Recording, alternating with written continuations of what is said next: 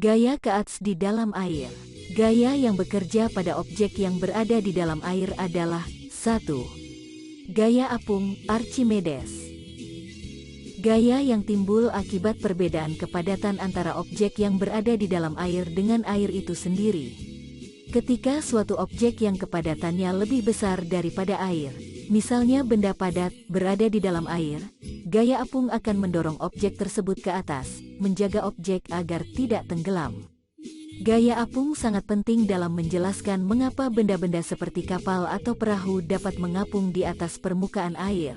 2. Gaya hidrodinamik.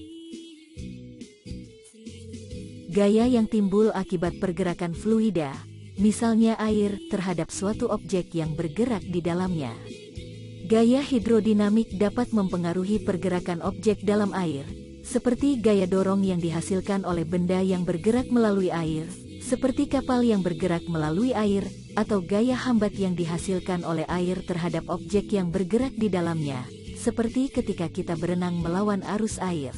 3. Gaya tarik gravitasi.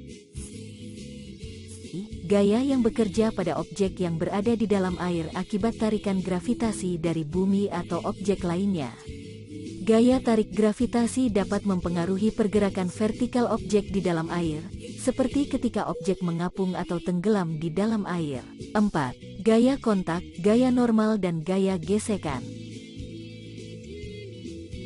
Gaya yang timbul akibat kontak antara objek yang berada di dalam air dengan permukaan air atau objek lainnya di dalam air. Gaya normal adalah gaya yang tegak lurus terhadap permukaan kontak dan dapat mempengaruhi pergerakan objek dalam air.